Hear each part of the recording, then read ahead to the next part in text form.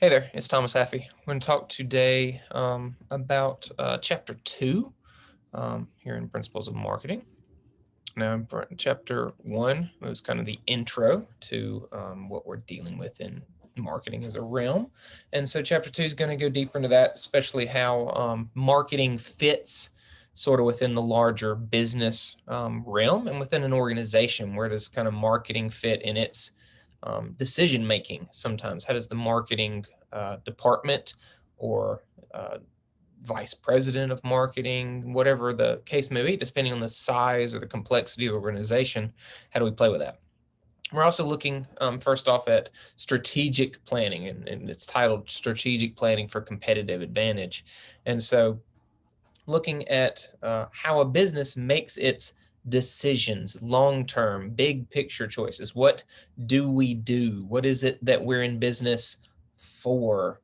How is our direction over the next year, 10 years, 100 years planned? What is our mission to deal with?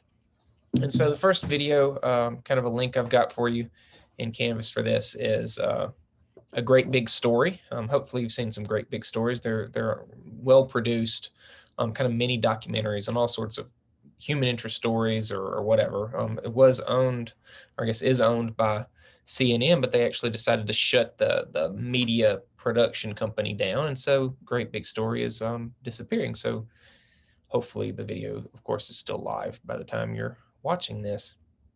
But it's actually looking at floppy disks, especially the 3.5-inch floppy disk, kind of our precursor to thumb drives and the idea of removable storage media for computers, and how one guy basically has this one company and he's the source of floppy disks in the world now. And that took some odd strategic planning, but he knows exactly what his business is and he's basically going to ride it out as long as it's possibly relevant. And to be honest, before you watch this video, you may have not known floppy disk at all were still relevant. It's kind of odd and mildly frightening that there might be governmental computer systems or airplanes or things that are still relying on floppy disks for some of that. So check that out. Now, looking at strategic planning, it's the managerial process of creating and maintaining a fit between the organization's objectives and resources and the evolving market opportunities. Basically, that means, what do we have? Our resources, our people, our capabilities, factories, machineries, buildings. How does what we have and have the ability to do match up with what does the world need from us? What does the market demand? What products, services, experiences can we do, produce, manage in order to have a fundamental reason to exist going forward? What are our goals, our objectives as a company? Now, strategic marketing management is, again, drilling down from just the big picture, what does the company do, to how does marketing fit into that realm? It kind of answers two questions. What are the organization's main activity at a particular time? What is it we do? What is the things we produce or sell or manufacture or whatever? And how do we reach our goals? If our goals are growth, if our goals are to enter new markets, if our goals are to introduce new products, if our goals to just keep doing what we've been doing, what do we have to do? Marketing you have to remember, is the selling side of business. It's the point where the customer, the marketplace, and the company have to come together, match up, connect. So what is the company doing, the organization's activity, and how does the customer match up with that? Okay. Now, one of the ways we look at strategic planning and looking at how we maybe say analyze a company, whether that's our company that we're a part of or leading or entrepreneurially in charge of, or even thinking about a company you might be interested in applying for a job for or investing your own money into, and say in the stock market. One of the ways we look at how a corporation particularly might be broken up is based on what we call SBUs, strategic business units. The idea that a large corporation might have a number of smaller entities within it, whether there's different brands or different firms, There's many multinational corporations that have smaller companies based on the geography. They're in a different brand in a different country, whatever it might be. Now we look at SBUs as having some kind of distinct mission and market of their own. They have their own purpose in life, that they control their own resources. They've got their own managers. They have their own capabilities to do stuff and might have their own competitors. For instance, we're going to look at Procter & Gamble here in just a second, P&G. Or we're not going to look at it, but that's one of your examples to look at, is Procter & Gamble has multi-billion-dollar corporation that has a lot of brands within it. They have what they call kind of their billion-dollar club. They're brands that each sell $1 billion a year. Places like Tide and Gain detergents for your laundry, various shampoo brands, soap brands, hygiene brands that all are in the marketplace. You might walk through Walmart and see a plethora of Procter & Gamble brands on the shelf, sometimes sitting next to each other, competing against each other, like Tide and Gain, for instance, on the laundry detergent aisle. But an SBU has its own competitors. It's in its own market space, and so it's got to compete against others in that same sort of market space. Now, an SBU might be some kind of a single business, or it could be a collection of related things that happen. For instance, P&G, you'll see in the example, kind of divides theirs up based on the realm, like laundry or dish care or hygiene type brands. They're all connected together in some form or fashion. And so, of course, they have their own goals and their own plans, what they're going to do, what products they're going to introduce, how they're going to invest or divest, what they're going to get out of, markets they're going to enter or markets they're going to leave. They kind of fit together. So that's thinking kind of very, again, big picture.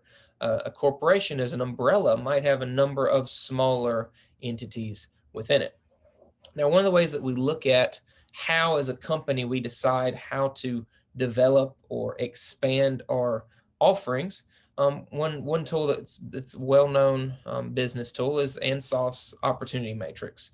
You don't have to know who Ansoff is and all that behind it. Just understand how we can kind of categorize ways of doing business. In this slide, I'm just kind of give you a quick overview of each one of these. And the following slide will give us some kind of specific examples. This is the idea of, as a company, if I'm trying to do something new, how can I categorize that? Now, we might categorize it on who we're selling it to, the market, the customers, or we might categorize it on what we're selling. Is it something we already have that we're selling to somebody new, or is it something new that we're coming out with, a new product launch, for instance? And who are we selling it to, existing customers or new customers? So first up, a market penetration strategy looks at increasing market share among existing customers. Basically, all this is saying is, I'm not doing anything new, sort of. I'm selling the same sort of products to the same sort of customers, but I want to sell more of it. For instance, think about if you owned a restaurant and you've got somebody who's a semi-regular customer. They come in once a month and eat with you. That's good. You like them. But what you'd like to do in a market penetration strategy is get them to come in instead of once a month, get them to come in once a week. You are selling the same food to the same customer, but you're trying to sell more of it. That's a market penetration strategy. A market development strategy is trying to sell the same products, but to new customers. I'm trying to break into some new market. Maybe I'm trying to advertise to a different demographic group than I have gotten before. But again, we're not introducing anything kind of new product, new offering. We're just trying to get different new customers to come and buy it. That's different from product development. And that's the idea of creating new products. Now, say I've got the same customers coming in, like in market penetration, but I'm trying to get them to buy something new. I have added something to my offerings. I'm developing new products for my current markets. Again, thinking, say, in a retail sense, I might have an existing store in this city that sells clothing. Let's say I focused first on selling women's clothing in Columbus. But to do a product development, I'm going to take a portion of my store and I'm going to start selling shoes. Clothing, shoes, not a huge shift, but it's new. And the customers that were already coming in and buying clothes, I'm hoping will now buy shoes from me too. Okay, that's product development, something new you're offering to your same customers. Now, the biggest out there kind of strategy is diversification. This is introducing new products in new markets. So I'm coming up with something new and trying to sell it to new people. That's the most complex version. So let's take a look kind of at an example, looking at the idea of Starbucks. And again, this is kind of a little bit older. So some of the examples have even outlived their usefulness and they're doing new things, but we get kind of the idea. If Starbucks, you can think of, started out selling coffee in certain markets, that's kind of the baseline. So anything new is building upon that. Now we, again, look at things as, are we selling the present products, the stuff we already sell, or are we introducing something new for sale? And again, we look at our present market, our present customers, or some kind of new market, new customers, okay? So market penetration example could be Starbucks sells more coffee to customers who register their reloadable Starbucks card. It's a loyalty thing. You buy so many cups, you get a reward, or on your birthday. The whole point is they're trying to get you to buy more coffee from them. You're already their customer and you already buy some coffee. They're just trying to get you to buy more, okay? That's penetration. Now, product development is Starbucks developed a powdered instant coffee called Via that was then available in, say, grocery stores. So you're already coming into, say, Starbucks cafes and buying coffee as a customer. Now you see that Starbucks also has in your local grocery store a version of their coffee you could buy.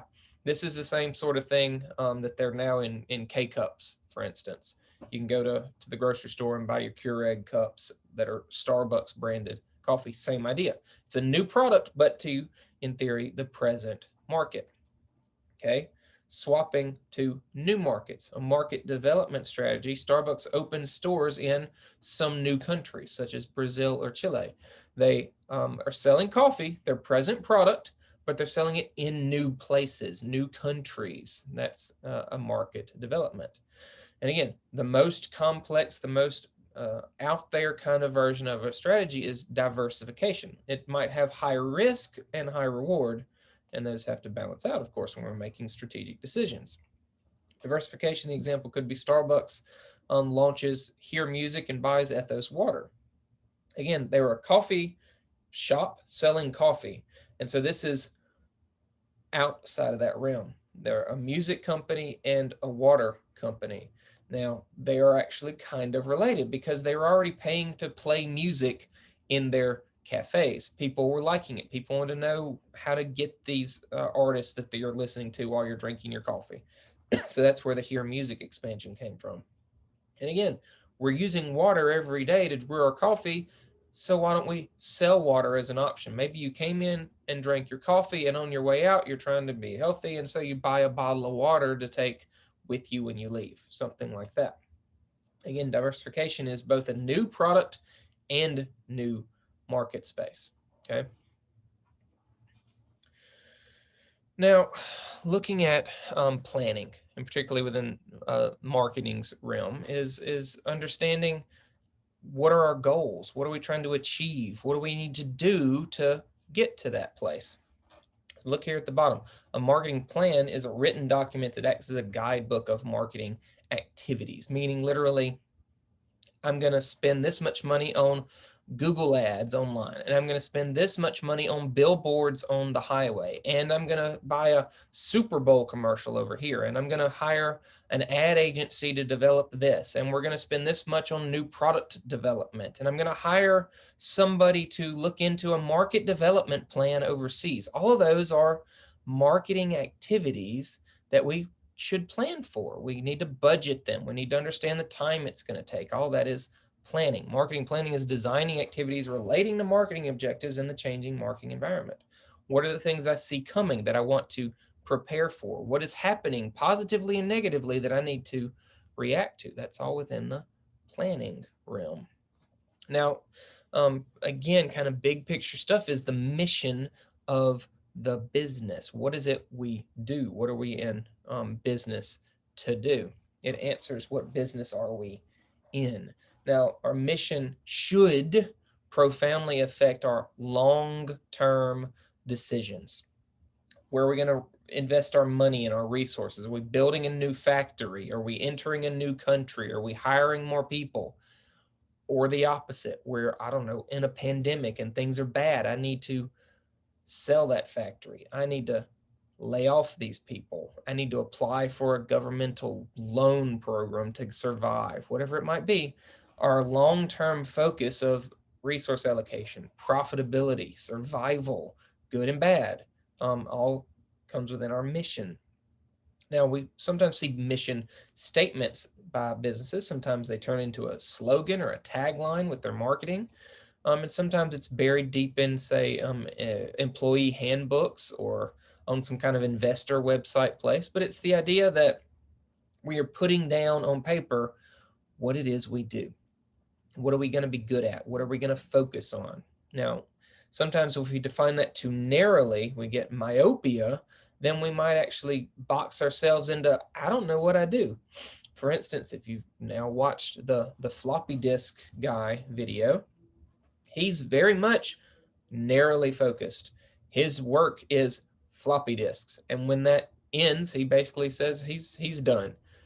He's not trying to expand from floppy disk to thumb drives or something. He's very focused in. That's his purpose. That's his mission. That's what he's chosen to do. Now, here's some examples real quick we can go through of what a business mission statement might look like. This company's mission is to organize the world's information and make it universally accessible and useful. What could that be? Google. Organizing and making accessible information. How about to be the Earth's most customer-centric company where people can find and discover anything they want to buy online? Could be a lot of different companies. It tells us a couple things. They want to help people find and discover anything they want to buy online. So they've kind of broadly put themselves out there. Amazon, it's not that surprising. You buy just about anything you can think of on Amazon. That is a very broad-facing mission statement. That's not limited them to help people find and discover all the shoes they want to buy online, not find and discover all the cars that they want to buy online. That is particularly out there. Founded in 2004, this company's mission is to give people the power to build community and bring the world close together. People use this company to stay connected with friends and family, to discover what's going on in the world, and to share and express what matters to them. It's a social media company. 2004, they had a movie, Facebook. To be fair, Facebook, not the Facebook when they were founded. About our mission is to empower every person and every organization on the planet to achieve more. That tells me nothing. Empower every person. Energy company, every organization on the planet to achieve more. Microsoft. Really? That's a vague statement. That tells me nothing. As an employee, as a customer, as an investor, I get nothing from that statement, really. Hard to miss the goal if the target can't even be seen. Which is, to be fair, they started out very narrowly. Microsoft's original statement is, paraphrasing basically, but to have a PC in every home and on every desk. They started out trying to make more computers, and they've done very well. They got a lot of market share. They've made a lot of money, but they realized pretty quick in their company's history, hey, we want to do stuff outside of just computers in offices and sitting on your desk at home. So laptops weren't even there. Then tablets, phones, all this other stuff. So they had to blow it out from that narrowly focused, but they went so far that now they got no focus. How about this company's mission is to save people money so they can live better. If you've paid attention to ads at all, you should see that's basically Walmart's slogan. Save money, live better. They turned their mission into a tagline that they use in their marketing. Digging. The mission of this company is to be one of the world's leading producers and providers of entertainment and information. Using our portfolio of brands to differentiate our content, services, and consumer products, we seek to develop the most creative, innovative, and profitable entertainment experiences and related products in the world. Well, they've said entertainment twice, so that should give you some clue, but still could be a lot of different ones. But it's Disney. The Walt Disney Company is massive. It's surprising how many known entities, like brands that they own, but a whole lot of behind the scenes stuff, a lot of tech companies, real estate companies. There's a whole lot of behind the scenes at the House of Mouse. Now, that's all well and good if we understand our mission, what we're trying to do. Now, another analysis tool that if you haven't seen it yet, you should be seeing it in upcoming business classes, is called a SWOT analysis. That's S-W-O-T, SWOT, which stands for strengths, weaknesses, opportunities, and threats. And this is a way to analyze a company and what they do and do well, or what maybe they don't do so well, and how that company is going to be affected by the marketplace around them. Now, internally, a SWOT looks at its strengths and weaknesses. Those are internal to the firm. A strength is something we do well. We have the labor force, we have the technology, the expertise, the equipment to do this thing well. And that's different from a weakness, something we do not do well, or we are not equipped to do. Now, in theory, our mission, our goals should be focused heavily on what we're good at. That's fairly obvious, you'd think. Our strengths should play to our goals, or our goals should play to our strengths. And weaknesses are not always a bad thing. Weaknesses may just be something we're thinking about expanding into later. Market development, market penetration, something like that could be a weakness that we just hadn't dealt with yet. Externally, opportunities or conditions that are in the external environment that favor our strengths, that we're good at. That's going to be something we can take a hold of. Whereas threats are something that we're not going to be well prepared for. They either play against our strengths or they play up our weaknesses. So when we're looking at a SWOT analysis, we're trying to understand the preparedness of this company, what it's good at, what it's not good at, what it's going to be able to withstand, what it's going to do well with trends or changes in the environment around them. So again, internal strengths and weaknesses, focusing on resources like our production cost, our marketing skills, our financial resources, our brand image, what our employees are good at, what tech we have already invested in. Environmental scanning is looking on the outside, those opportunities and threats, stuff that we can't control, we have to react to. So our marketing strategy should be based on 6 major environmental forces: the social environment around us, where do we fit?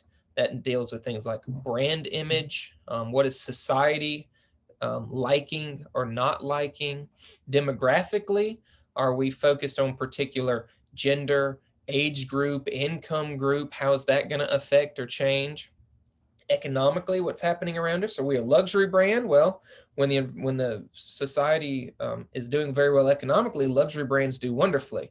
When the stock market tanks, or I don't know, pandemics strike, luxury brands sales tend to fall because people constrict their frivolous spending. Now, technological changes.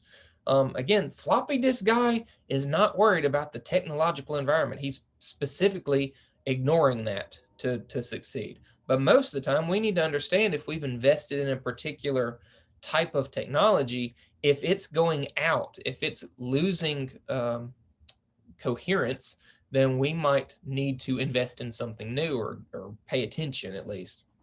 Now, political and legal changes, like, I don't know, presidential administration changes, what's now in vogue or not, can definitely change. An industry that was, say, supported under one administration may now be turned against in a different administration. Those kind of things happen. If there are new laws being passed, again, if we're looking at different markets, if we're expanding into different countries, they're going to have different laws. So what is right or legal or acceptable in one country or region of the world may be completely different in a different region.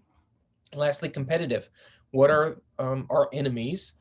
doing? Are they expanding? Are they introducing new products? Are they wooing our customers away? How do we react or prepare for that? One of those ways is to understand what is our competitive advantage, if we have a competitive advantage. Basically, the idea that what do we do and what do we do well, and hopefully, what do we do better than somebody else? Better, faster, cheaper, higher quality, higher customer service, something. What makes us different and better? Why should the customer pick us? If we, the leadership, the employees, the company, can't decide, can't explicitly say, customers should choose us because why? If we can't do that, how can our customers? If I don't understand why I'm better, why would you understand why I'm better? Now, it's a set of unique features. These are broken out particularly on purpose. A set of unique features of a company and its products. So we got to start with something unique. That means we're different. That means we're doing something in a different, unique way from our competitors. We offer something, we do something, we provide something, we are somewhere that is unique, that are perceived by the target market as significant. Our customers who we're trying to sell to see that whatever makes us different or unique means something. It's something they'd pay attention to, something they'd care about. It's a set of unique features that are perceived as significant and superior to those of the competition. I'm different, I'm unique. Customers can know it, can tell it, I've advertised it to them, and that makes me better. That's how a competitive advantage is set. Now, when we're looking at competitive advantages, we might have different types that you can look at. We can look at cost advantages. This is an easy one to think about. If I can make my prices cheaper, then customers will pick my stuff over the more expensive. That's a logical idea, but that shouldn't, generally speaking, be our focus. Cost advantage is hard because everybody understands if we lower our prices, more people might choose us. But how do we lower those prices? We can't just lower the price. We have to think about our cost structure too, because in between price and costs is our profit margin. If our prices rise, our profit margin's bigger. But if our prices have to drop to be cheaper than somebody else, then where is our profit margin? If our prices want to drop, preferably, we got to figure out how to drop our cost. That's why this is a cost advantage, not a price advantage. We have to lower our costs of doing business. We got to pay people cheaper. We have to invest in less stuff. We got to be better, faster, cheaper somehow. That's why cost advantage is hard. Walmart and Amazon are cost advantage leaders in the marketplace. They have invested huge amounts of time and money so that they can keep their costs down in the long term. It's hard to compete against them, which is why, generally speaking, don't try and compete on cost, compete on differentiation. Something that makes you different, unique. Because if I make something different and unique and make people convinced that that's a good thing, you can get custom, you can get handmade, you can get specific to you. People are willing to pay more for that. Again, costs and price. If I can get you to pay more for something because it's different and better, my profits are fatter. That's a good thing.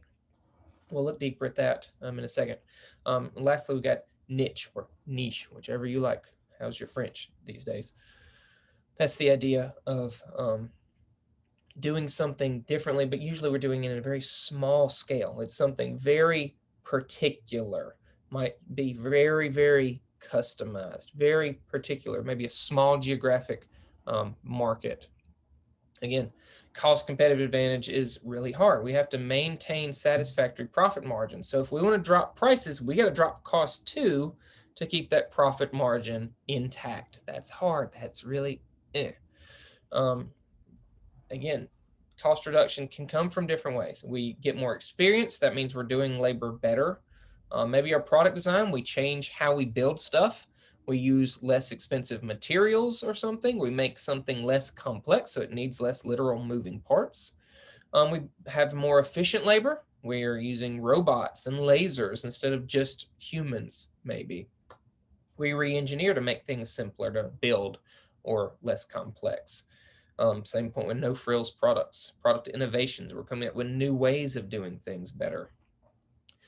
Sometimes a cost reduction comes from some kind of government subsidy. That does happen still some places, some industries in the US, but we actually see that a lot in some overseas, like China has a heavy communist-based government interaction in their business sectors, so that the Chinese government controls a lot of things, which is not a good thing from a free market economics standpoint. But that also means they put up a lot of the money, which is why it sometimes is hard to compete with China's prices, because the government's paying some of the bill.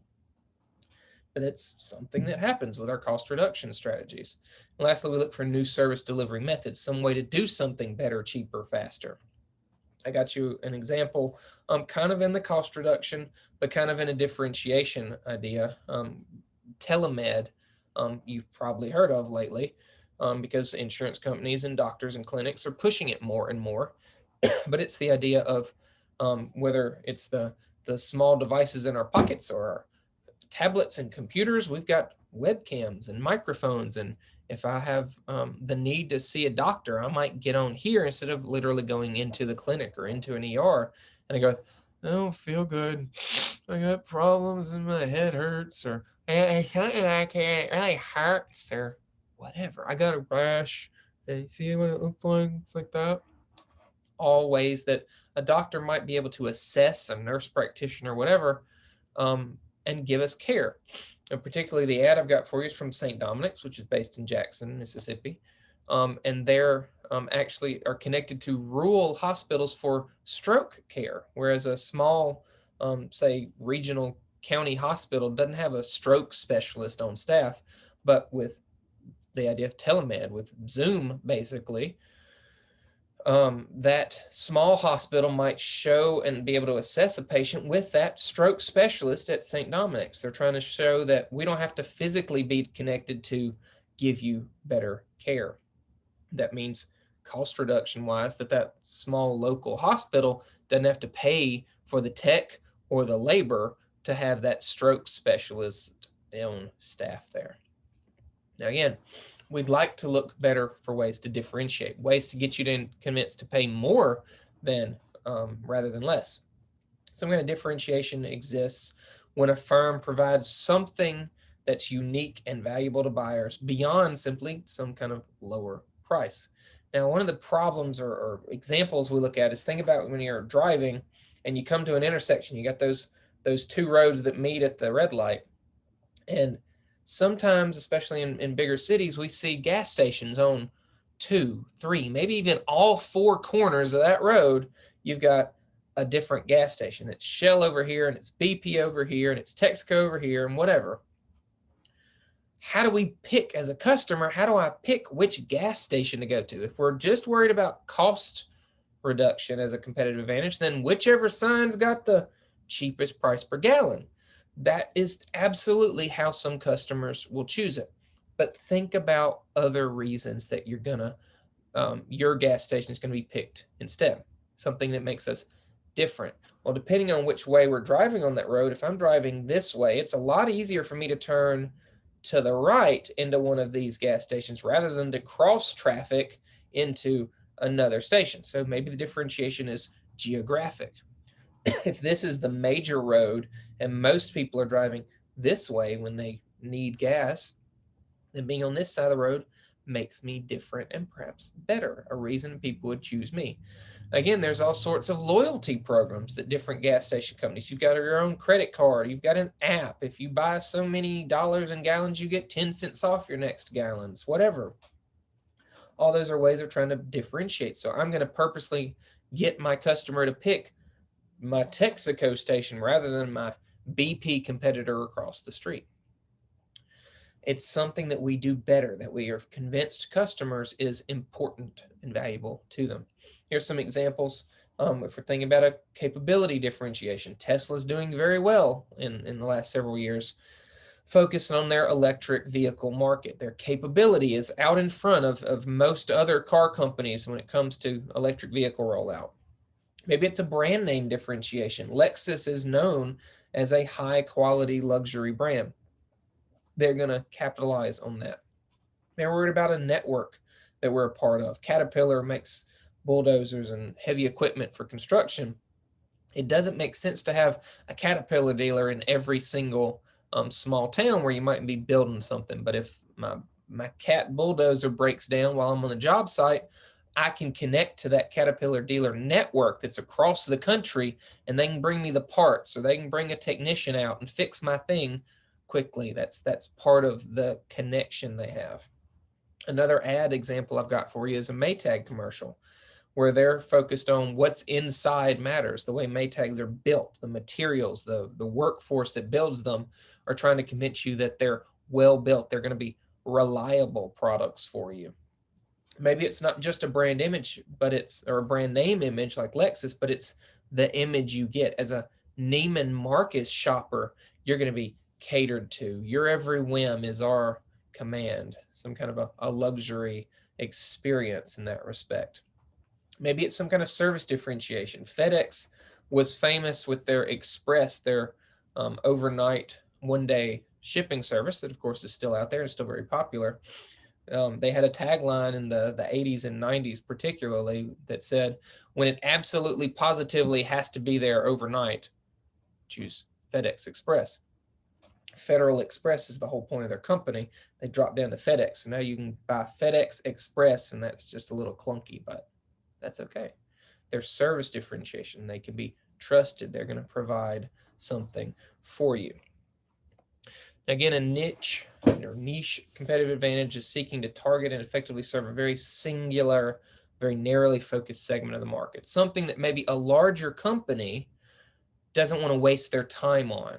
Well, there's only so many small customers. There's only so much small amount of money to be made. It's not worth my major corporation's time. So that's how we can find a gap in the marketplace. That's a great place for entrepreneurs to look. What is not being served in my market by some larger company? See a need, fill a need kind of mentality. Again, there's a link for you looking at the idea of Etsy. Etsy is a marketplace that you may be familiar with. You may have even be a seller on Etsy, but people around the world design stuff, build stuff, make stuff, craft stuff, or sell stuff that customers find and connect. Etsy themselves is not the seller. They're a digital flea market almost, that they provide the space for customers and sellers to come together and find each other. And so literally the thing I've linked for you is just searching the idea of handmade on Etsy brings back huge numbers of things that are not all handmade now, but that's really where Etsy took off. If I want something handmade, custom for my wedding or my man cave or whatever, that's a great way to find something like that in a niche place. Now we want to understand that we have a competitive advantage and how we can build it out and protect it. So a sustainable competitive advantage is something that can't be easily copied, that our competition can't steal from us, basically. Now we want to stake out some kind of position away from competitors or on top of the mountain so that we can fight them off somehow. Now, some ways that we do that, some sources of a sustainable competitive advantage might be something legally speaking. A patent or a copyright might legally protect us, saying others can't copy us, others can't use our ideas to beat us out. Again, we might have some kind of geographic location on the major highway, on Main Street, in a particular city. We might be the provider that has the good spot. That's a competitive advantage that usually costs more than the more desirable real estate locations. You're going to pay higher prices or rents for that. Maybe we've invested in better equipment or better technology than our competitors. Again, spending a lot of money up front might be something our competitors can't copy, so we get to enjoy the advantage there. Maybe we focused heavily on customer service.